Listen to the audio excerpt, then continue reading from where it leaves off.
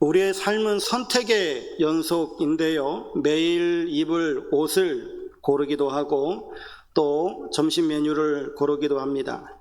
사소한 일부터 진로를 결정하는 것까지 아주 중차대한 것들도 선택을 하죠.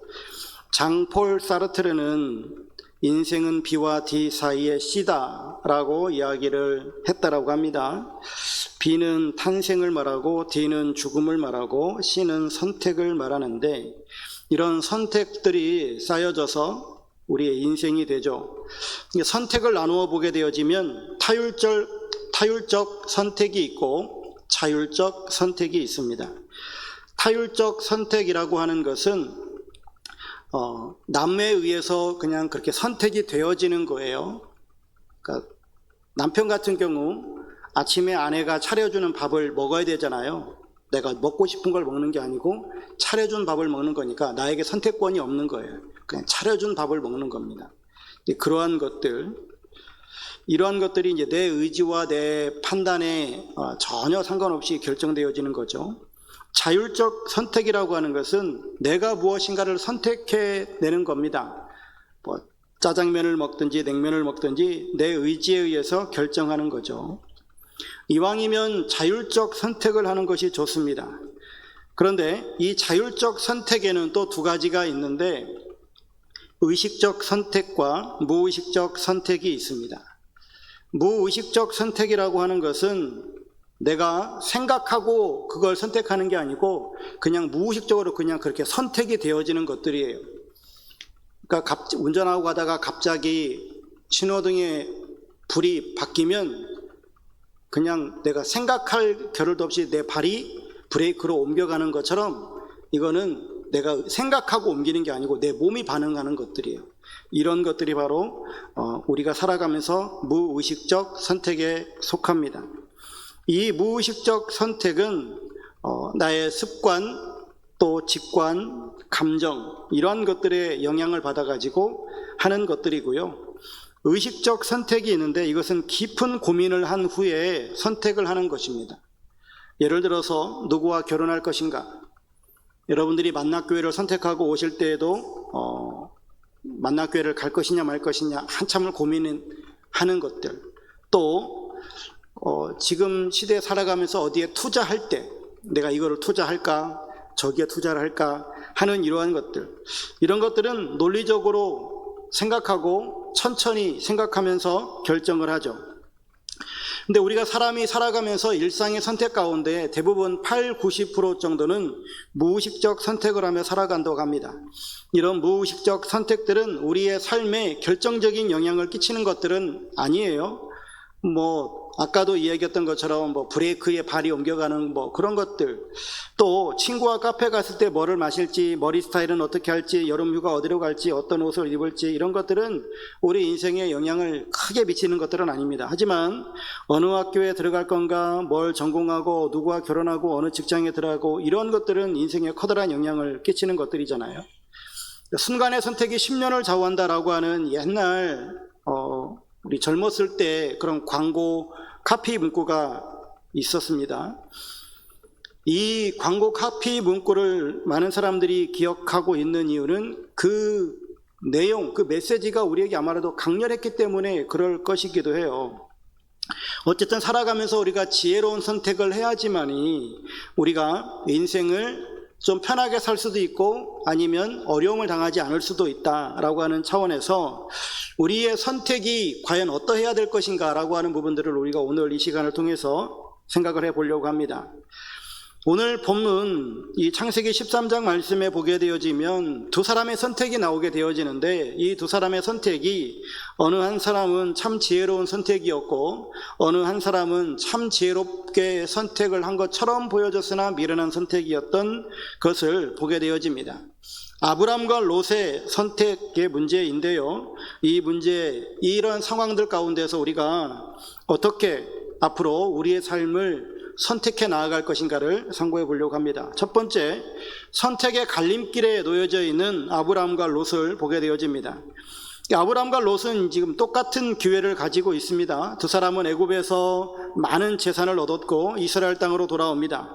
그런데 호사다마라고 그들이 참 좋은 일이 많아서 부자가 되어졌는데, 그런데 그 부자가 된 것, 즉 가축이 많아진 이것 때문에 결국은 그 아브라함과 롯이 함께 거하지 못하고 따로 이제 흩어져야 할 그런 상황에 놓여지게 된 것이죠. 그래서 이제 아브라함이 롯에게 어떤 한 가지 제안을 합니다. 우리가 너무 많은데 서로 우리가 이 많은 가축 때문에 서로 내 종과 네 종이 싸우고 있으니까 우리 서로 이제 갈라서자. 네가 떠나갔으면 좋겠다. 네가 좌하면 내가 우하겠고 네가 우하면 내가 좌하리라 라고 아브라함이 제안을 합니다. 롯이 그 이야기를 듣고 이제 땅을 쭉 훑어봅니다.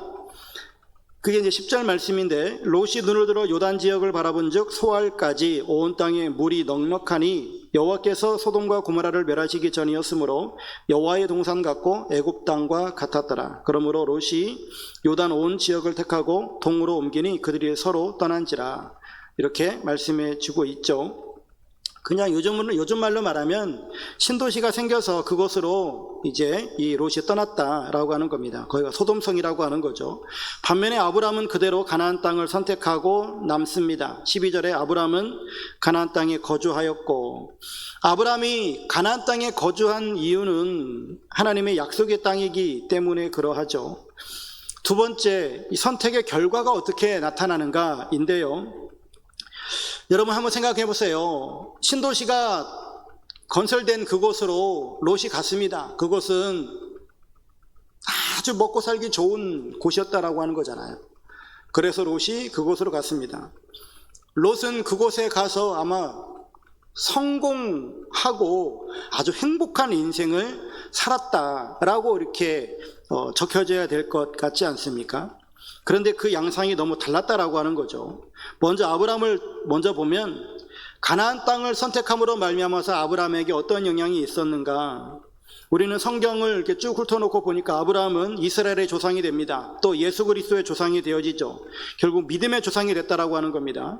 창세기 12장에 하나님께서 약속하셨던 것처럼 큰 민족을 이루고 이름이 창대케 되어지고 그로 인해 많은 족속이 구원을 받게 될 거라고 하는 모든 말씀들이 다 이루어졌습니다. 뿐만 아니라 아브라함의 생애 전 과정 속에서 하나님의 수많은 축복들을 받고 살아가는데, 오늘 본문 2절에도 말하는 것처럼 아브라함에게 가축과 은과 금이 풍부하였을 뿐만 아니라 자손이 없던 그에게 하나님께서 아들도 주시는 복을 누리죠. 아브라함은 정말로 형통한 복을 누리는데 말년에도 복을 누립니다. 창세기 24장 1절 말씀에 보면 아브라함이 나이가 많아 늙었고 여호와께서 그에게 범사의 복을 주셨더라 라고 말씀하죠. 그러니까 아브라함은 정말 누구보다도 복을 많이 받고 살았다. 정말 아름다운 인생, 부러워할 만한 그런 인생이 되어졌다라고 하는 것이죠. 그 모든 게 무엇 때문입니까? 바로 가나안을 선택했기 때문이다 라고 하는 거예요. 이것은 땅을 선택했다라고 하는 차원이 아니라요, 하나님의 약속을 선택했다라고 하는 거예요. 약속을 믿었다라고 하는 것이죠. 한편 롯은 어떻습니까? 소돔성을 선택함으로 어떤 결과가 있었는가? 성경을 쭉 보면 롯은 정말 훌륭한 선택을 한 것처럼 보여졌습니다. 그런데 그의 인생의 실패와 저주를 맛보게 되어지죠. 창세기 14장을 보니까 소돔성에 거주하는 동안에 전쟁이 발생합니다. 그래서 있는 재산 다 빼앗기고요, 포로 신세가 되어지죠. 이때 아브라함이 구해져서 간신히 살아나요. 이때 경고를 받고 정신 차렸으면 좋았을 것을 소돔 땅에 계속 눌러 앉습니다. 그리고 나서 유황불 심판을 받았는데 겨우 아브라함의 중복 기도로 말미암아서 롯과 그의 가족이 살죠. 창세기 19장에 보면은 가족들과 이렇게 탈출을 하는데 그의 아내가 천사가 말했던 뒤돌아보지 말아라 라고 했었던 그 말을 어기고 뒤돌아봄으로 말미암아서 소금 기둥이 되어지고요, 간신히 본인과 두 딸만 구원함을 받죠. 구원함을 받는데 이 롯과 두 딸만 겨우 구원함 받은 이후에 두 딸들이 우리 아버지에게 후손이 없으니까 우리가 낳아드리자 해가지고 소위 근친상간이 벌어지고, 그래서 큰딸과 작은딸이 모압과 암몬 자손의 그러니까 모압과 암몬의 그 조상들을 낳게 되어집니다. 그래서 그 모압과 암몬 족속이 이스라엘과 끊임없이 원수지간으로 지내게 되어지는 이러한 결과가 나타나게 되어지죠. 이렇게 선택의 결과가 너무 달랐어요. 정말 좋은 선택을 했던 것 같은 그런 롯은 저주 속에 임했고, 정말 형편없는 선택을 했었던 것 같은 아브라함은 어마어마한 축복 속에 살아가게 되어졌다라고 하는 겁니다.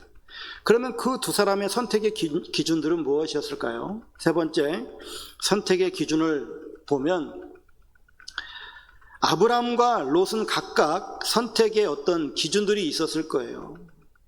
근데 그냥 결론적으로 보면 아브라함은 하나님 중심적인 기준을 가지고 선택했고, 롯은 인간 중심의 선택을 했다라고 하는 겁니다. 사실 롯이 눈을 들어서 보고 요단 저편이 풍부해 보고 풍성해 보이고 좋은 땅인 것 같아가지고 선택해버리니까 아브라함은 사실 선택이라고 할 것도 없죠. 그냥 롯이 다 선택해버렸으니까 본인은 그냥 있는 땅에서 마저 살아가는 것인데, 그런데 아브라함이 절대 놓치지 않았던 것이 바로 있었다라고 하는 겁니다. 바로 아브라함은 하나님의 그 말씀을 기억하고 하나님 앞에 제사를 드리는 그런 모습들도 보입니다. 좀 차근차근히 보게 되어지면요, 아브라함은 하나님께서 자기에게 약속하신 그 약속의 말씀을 믿고 나아갑니다. 그 땅이 척박한가, 아니면 그 땅이 정말로 비옥한가, 여기에 관심 있는 것이 아니라 아브라함은 하나님의 약속에 관심을 가지고 말씀을 믿는 신앙으로 갔다라고 하는 겁니다. 즉 그는 육신에 보여지는 것보다도 더 영적인 것에 우선했던 사람이었던 것이죠. 그런데 롯은 어떤 사람인가? 롯은요, 롯의 이름을 뜻을 보면 이름의 뜻이 이렇습니다. 덮개, 베일, 가리었다. 그러니까 롯은 덮개로 덮어놔버리고 베일로 이렇게 쫙 쳐버렸고, 그리고 가려버린 그런 사람인 거예요. 그러니까 롯은 소위 말하면 눈뜬 장님인 거예요. 까막눈인 거예요. 육신의 눈은 그 눈이 활짝 떠져가지고 그 요단 저편 그 땅을 보면서 저 땅 가면은 행복해지겠다라고 하는 그런 육신의 눈은 밝을지 몰라도 영적인 눈은 완전 까막눈이었던 겁니다. 즉 그래서 영적인 관점에서 보면 참 어리석기 짝이 없는 선택을 하게 되어지는데, 먼저 아브라함은 말씀을 좇은 선택을 하고 롯은 세상을 좇은 선택을 합니다. 아브라함은 약속하신 가나안 땅을 선택하고 롯은 눈에 보이는 좋은 땅, 소돔 땅을 선택해 간 것이죠. 두 번째로는 공의의 선택과 이익의 선택을 하는데, 아브라함은 먼저 조카 롯에게 양보하잖아요. 사실 롯은 아버지 혹은 부모님이 일찍 돌아가셔가지고 삼촌인 아브라함이 키워냈거든요. 그리고 같이 살다가 같이 부자가 됐어요. 그리고 삼촌이 우리가 가축이 너무 많으니까 좀 이제 나누어서 살자. 우리가 한꺼번에 양을 치면은 풀뜯기가 너무 힘드니까 좀 나누어서 이제 서로 각자가 살아야 될 것 같다라고 이야기하니까 그냥 지가 좋은 것을 그냥 홀라당 따먹어버리는 이런 일들을 했죠. 그러니까 무엇이 옳은지, 무엇이 바른지, 어떤 것이 예의가 있는 것인지 이런 것들은 하나도 생각하지 아니하고 그냥 자기 이익만 생각한 거예요. 여태까지 삼촌이 자기 키워준 것도 얼마나 감사한 일인데, 참 그렇죠. 근데 아브라함은 가족의 화목을 위해서 먼저 이렇게 양보하는 모습을 보게 되어집니다. 세 번째, 영적인 선택과 육신적인 선택을 합니다. 그러니까 아브라함은 이렇게 롯과 선택을 한 이후에도 바로 한 것이 하나님께 제단을 쌓아요. 하나님 앞에 감사의 제단을 쌓으면서 하나님 앞에 나아가는 이런 영적인 사람이었던 것이죠. 앞서도 얘기했던 것처럼 하나님이 주신 이 약속의 말씀을 믿고 나아가는 그런 선택을 했다라고 하는 겁니다. 그런데 롯은 물질적인 풍요만을 바라보고 그냥 육신적으로 어떻게 하면 잘 먹고 잘 살까 그것만 봤다라고 하는 것이죠. 그러니 그의 인생은 고통의 나날일 수밖에 없었다라고 하는 겁니다. 여러분, 돈 몇 푼 때문에 사람들이 양심을 팔고요. 또 돈 몇 푼 때문에 여러 가지 안 좋은 사건에 휘말리는 그런 경우들도 있습니다. 여러분들이 너무나 잘 알다시피 TV를 통해서도 보험 때문에 부모를 죽이는 사건, 또 부모가 자기 자녀를 죽이는 사건들, 정말 이런 일들이 비일비재하게 일어나요. 근데 정말 우리가 생각해야 될 것이 무엇일까? 하나님께서 우리들에게 바라시는 것, 우리가 어떠한 선택을 하기를 원하실까요? 우리가 시편 84편 10절 말씀을 잘 아는 말씀인데, 주의 궁정에서의 한 날이 다른 곳에서의 첫날보다 나은즉 악인의 장막에 사는 것보다 내 하나님의 성전 문지기로 있는 것이 좋사오니, 하나님과 함께 살아가는 것이 육신으로 40, 50평대 아파트에 사는 것보다 80평, 100평대 아파트에 사는 것보다 훨씬 낫다라고 말하는 것과 똑같잖아요. 그러니까 하나님 앞에서 하루를 살아가는 것이 악한 세상에서 첫날을 사는 것보다 나은 이러한 영적인 지혜를 가지고 우리가 살아가야 될 줄로 믿습니다. 이제 중요한 것은 아브라함은 그런 선택을 했다 이거예요. 그러면 과연 우리는 어떤 선택을 하면서 살아가야 되겠는가? 이게 중요하겠죠.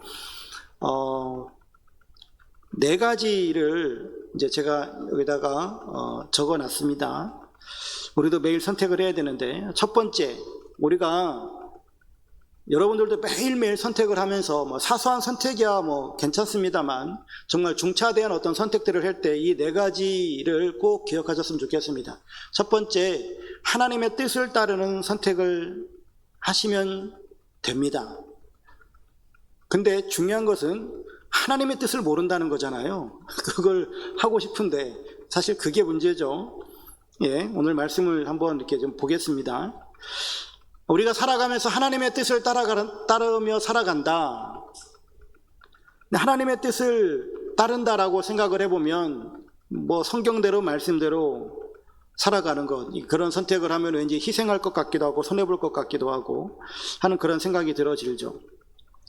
오늘 본문 속에 나와 있는 아브라함과 롯을 보게 되어지면 아브라함은 하나님의 뜻을 따랐고 롯은 세상의 기준을 따랐잖아요. 그러면은 아브라함의 후손이었던 이삭과 이스마엘을 좀 볼까요? 이삭은 하나님께서 이스마엘과 이렇게 이야기하면서 이삭은 은혜를 따라 낳은 사람이고 이스마엘은 육신을 따라 낳은 사람이다. 또 율법에 따라 낳은 자다. 그렇게 말하기도 합니다. 다시 말하면 이삭은 하나님의 방법대로 낳은 자식이고 이스마엘은 사람의 방법으로 낳은 자식이라고 하는 겁니다. 결국 그래서 이삭은 하나님의 약속의 복을 받지만 이스마엘은 그러지 못하죠. 그 다음 그 후손인 야곱과 에서를 볼까요? 야곱은 영성을 쫓아서 산 사람이고 에서는 육성을 쫓아서 산 사람인데, 야곱은 하나님의 축복을 받고자 하는 그런 열심을 가지고 형에게서 장자권을 살려고 합니다. 그런데 에서는 배고프다라고 하는 이유로 장자권 그거 눈에 보이지도 않는 거 그냥 너 가져, 그냥 아주 가벼이 여깁니다. 우리가 이런 아브라함, 이삭, 야곱 이러한 조상들의 이런 삶을 보면서 아브라함은 하나님의 뜻을 따르고 이삭은 은혜를 따르고 야곱은 영성을 따르는 이러한 모습을 바라보면서 우리가 우리의 선택에 있어서 우리는 무엇을 기준으로 삼아야 되는가, 하나님의 뜻을 따라 살아간다라고 하는 것은 무엇인가 라고 하는 것을 우리가 좀 깊이 먼저는 생각해 봐야 됩니다. 하나님의 뜻을 따르는 삶, 그러면 하나님의 뜻을 따르는 삶이라고 하는 것, 이것은 도대체 무엇일까? 그 다음 단계로 넘어가면 인도하심을 믿고 따라가는 삶이에요. 또 보면 우리가 선택할 때 하나님은 항상 우리와 함께 하시고요, 우리의 선택을 인도하십니다. 믿으십니까? 그런데 우리는 우리의 선택의 순간에 하나님의 인도하심을 받고 싶어 합니다. 다시요, 하나님은 우리가 어떤 선택할 때 우리를 인도하십니다. 근데 우리는 선택의 순간에 하나님의 인도하심을 받고 싶어 해요.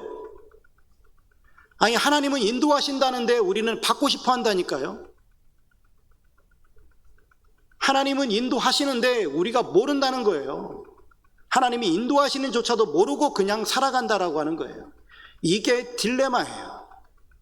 하나님이 인도하시는데 우리는 그게 하나님의 인도라고 하는 것을 생각하지 못하고 그냥 하나님 인도해 주세요. 하나님 답을 보여주세요. 하나님 콕 집어주세요. 기도원이 했었던 것처럼 하나님 내가 선택해야 될 것을 콕 집어서 말씀해 주시옵소서. 하나님 여기 양털이 있습니다. 여기 땅이 있습니다. 오늘 밤에 양털에만 젖게 해주시옵소서. 그렇게 우리는 기도하려고 해요. 정답만 보여달라고 기도한다라고 하는 거죠.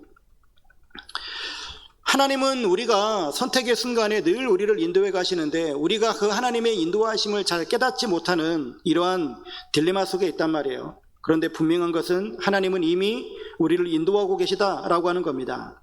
예수님께서 요한복음 6장 44절에 나를 보내신 아버지께서 이끌지 아니하시면 아무도 내게 올 수 없으니 라고 말씀하십니다.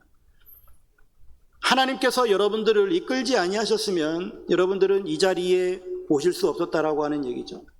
하나님께서 여러분들을 이끌지 아니하셨으면 여러분들이 그러한 선택을 하실 수가 없다라고 하는 거예요. 하나님은 늘 여러분들과 함께 계시면서 여러분들의 선택 속에 여러분들 속에서 역사하고 계시다라고 하는 겁니다. 그러면 어떻게 하나님의 인도를 받을 것인가? 여기에 여러분 궁금증을 갖지 마시고요. 어떻게 하나님의 인도하심을 받을 것인가? 이 질문은 틀렸고 이미 우리와 함께 하시고 우리를 이미 인도하고 계시는 하나님이신 것을 믿어라라고 하는 거예요. 믿어야 돼요. 믿음의 문제예요. 하나님이 나와 함께 하시는데도 하나님이 함께 하시는 거라고 생각하지 않고 하나님은 함께하여 주시옵소서, 함께하여 주시옵소서. 야, 내가 네 옆에 있다. 주여 함께하여 주시옵소서. 그럼 하나님이 얼마나 복장이 터지시겠냐고요. 얼마나 하나님께서 힘드시겠어요. 시편 23편 너무나 잘 알고 있는 시편이죠. 내 영혼을 소생시키시고 자기 이름을 위하여 의의 길로 인도하시는도다. 하나님은 우리를 인도하시는 분이세요. 여러분들, 하나님께서 여러분들을 어떻게 인도해 오셨습니까? 이미 말씀으로, 기도로, 상황으로, 사람들로, 성령으로 이러한 모든 것들을 통해서 하나님께서는 우리를 인도해 주고 계시다라고 하는 겁니다. 그러면 하나님의 뜻을 따르는 선택을 해야 되고 그 뜻을 따르는 선택을 하기 위해서 하나님의 인도하심을 받아야 되는데 하나님께서 이미 우리를 인도하고 계시다라고 하는 그런 사실을 우리가 믿는다면 세 번째, 기도하고 하나님이 열어주시는 길을 선택하시면 됩니다. 우리는 어떤 선택의 순간에 성경도 읽고 기도도 합니다. 사람들의 조언도 구하죠. 그러다가 어떤 길들이 열려지는 경우들도 있습니다. 근데 우리가 헷갈리는 것은 지금 열려진 이 길이 하나님의 뜻인가 아닌가 확신이 서지 않는다라고 하는 거예요. 소위 그런 예화들도 많이 하잖아요.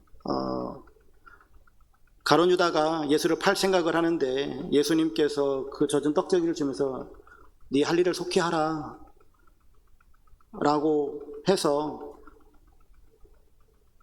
가룟 유다가 속해 나가가지고 예수님을 팔아버리잖아요. 그 악한 마귀도 우리에게 우리에게 충동질하고 마음을 주고 내가 하나님의 뜻이 아닌 다른 것들을 선택할 수 있는 어떤 그런 환경들을 만들어 가므로 하나님의 뜻이 아닌데 그런 길들이 열려지는 것. 요나가 하나님의 복음을 들고 니느웨로 가야 되는데 도망갈 마음을 품고 있는데 다시스로 가는 길이 열려져 버리는 것. 혹시 나에게도 이런 하나님의 뜻과는 상관없는 정반대의 길이 나에게 지금 혹시라도 열려진 것은 아닐까 하는 이러한 우리의 궁금증이 있지 않습니까? 그렇기 때문에 우리가 선뜻 하나님이 우리와 함께 하시고 하나님이 인도하신다라고 우리가 믿음에도 불구하고 이게 지금 하나님의 방법일까? 이제 궁금하잖아요. 그런 이제 질문이 있고 또 그런 딜레마 속에 우리가 살아갑니다. 여기에서 이제 우리가 고민해야 될 부분들이 있어요. 뭐냐면 과연 하나님의 뜻이라고 하는 것에는 어떤 뜻이 있는가, 세 가지를 여러분들이 생각을 해야 되는데요. 이거는 그냥 우리가 다 알고 있는 내용이에요. 우리가 하나님의 주권에 대해서 너무나 많이 얘기를 들었잖아요. 예, 이 세상의 모든 되어지는 일들은 다 하나님의 주권 속에 있습니다. 그래서 우리의 선택에는 하나님의 주권에 의해서 이루어지는 선택들이 있습니다. 두 번째, 도덕적인 선택이 있는데, 이것은 하나님께서 말씀을 통해서 이미 우리들에게 윤리를 주셨고 양심을 주셔서 우리가 어떻게 살아가야 되는지를 다 알게끔 하시는 것들이 있어요. 그래서 이거는 일반적인 것, 상식적인 선에서 우리가 마땅히 그렇게 살아가야 되는 그런 규범들, 이런 도덕적인 선택이 있어요. 개인적인 선택이 있는데, 이것은 어떤 특수성 때문에 그냥 상식적으로는 그렇게 하는데 내 개인적으로는 그 상식을 뒤집는 이런 선택을 하는 경우들도 생겨지게 되어집니다. 예를 들어서 상식적으로는 철로에 떨어져 있는 사람이 있어요. 기차가 안 올 때는 누구나 할 것 없이 다 내려가서 구해낼 겁니다. 그런데 기차가 오고 있어요. 그런데 그냥 선뜻 판단을 하면, 내가 뛰어 들어가서 저 사람을 끄집어내면 저 사람은 살릴지 모르겠는데 나는 죽을 것 같아. 그러면 그때 들어갈까 말까 고민하다가 이제 결정을 하죠. 어떤 사람은 안 들어가고 어떤 사람은 들어가고, 그런 일들이 발생합니다. 그래서 예전에 일본 지하철역에서 한국 사람이 일본인을 구해내고 의인이라 칭송받는 그런 일들도 발생하고, 또 물살에 뛰어내려가는 사람들을 구원해내려고 들어갔다가 자기는 죽는 이런 일들도 발생하고, 이런 일들은 보통 상식적으로는 그렇게 안 할 것 같기도 한데 개인적인 선택에 의해서 그렇게 하는 경우들이 발생합니다. 이렇듯이 주권적인 선택이 있고 도덕적 선택이 있고 개인적 선택이 있어요. 근데 이러한 선택들, 모든 것들은 다 하나님의 뜻 가운데 이루어진다라고 하는 우리는 믿음을 가지고 있죠. 근데 이 세 가지의 이런 선택들이 있는데, 여러분들은 이제 어떻게 선택해 갈 것이냐, 이게 문제인데요. 그래서 하나님의 주권이 있고 그 다음 도덕적 선택과 개인적 선택에 있어서 우리는 거기에서 책임을 지면 됩니다. 그래서 우리는 이것이 하나님의 뜻입니까? 라고 하는 것을 묻기에 앞서서 우리는 어떤 선택을 할 때 내가 그 선택하는 것을 책임지면 되는 거예요.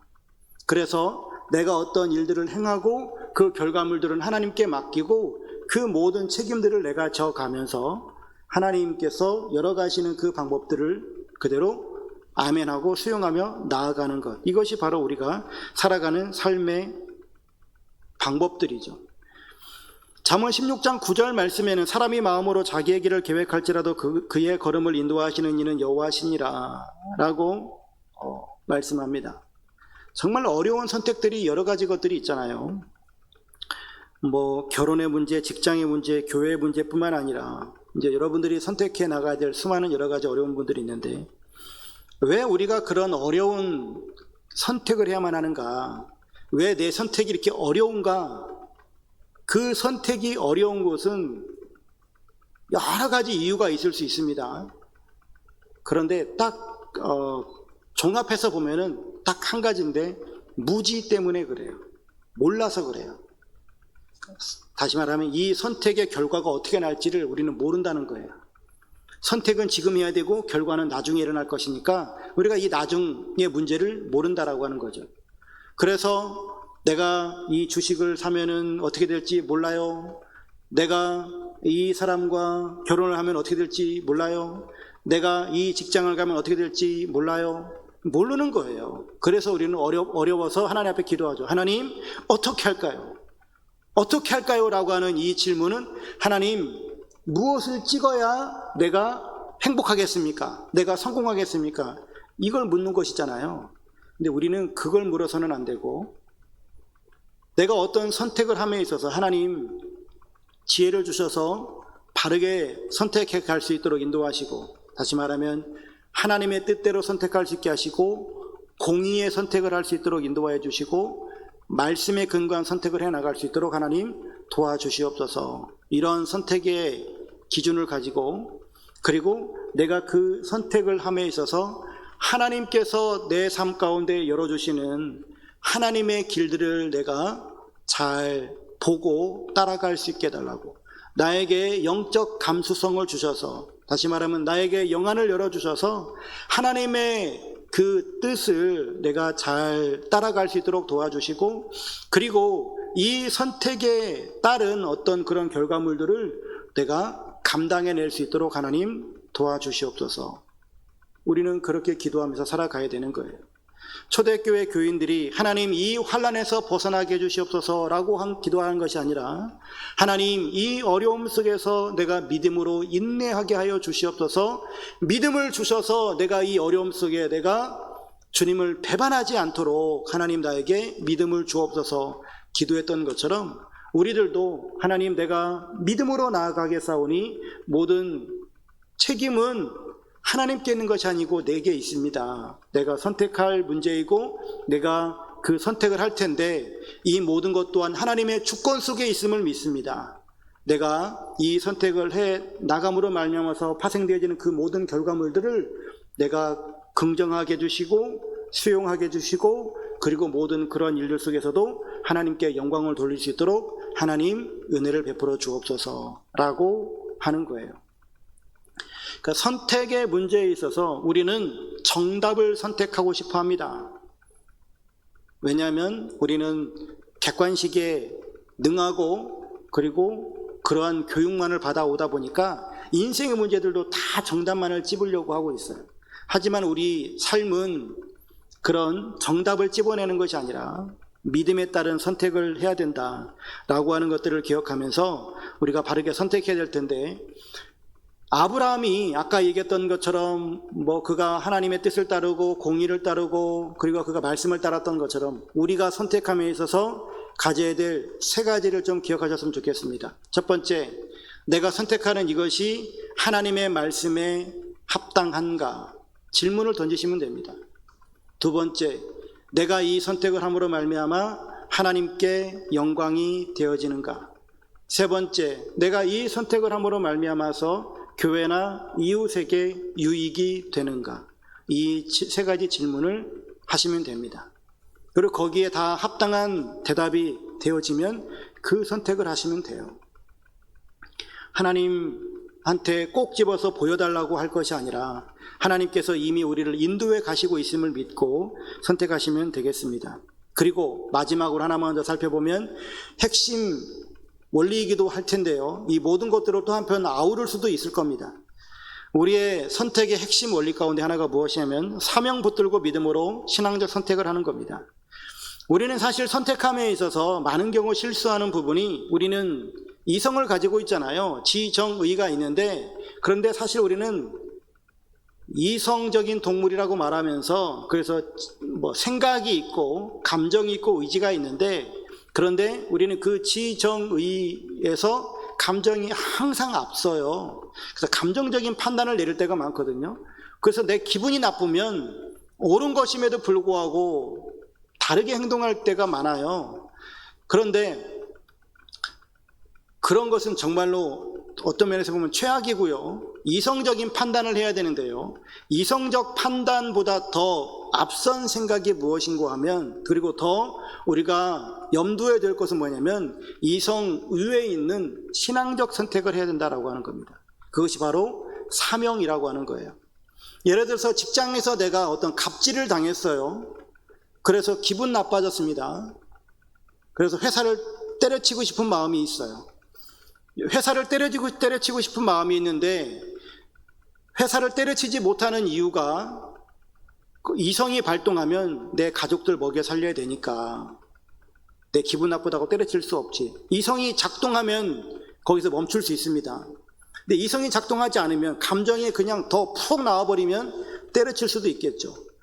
그런데 이성이 작동하면 멈출 수 있습니다. 그런데 이성보다도 더 우리가 앞서야 되는 것이 뭐냐면, 하나님께서 나를 이곳에 왜 보내셨는가에 대한 확실한 자기만의 사명이 있다면, 하나님께서 나를 보내신 그 사명을 내가 거기서 이미 완수했다, 그러면 상관없겠죠. 그런데 하나님께서 나를 보내신 그 사명이 있다라고 한다면 그 사명을 위해서 내 기분이 나빠지는 것, 그것은 인내하고 참아야 된다라고 하는 거예요.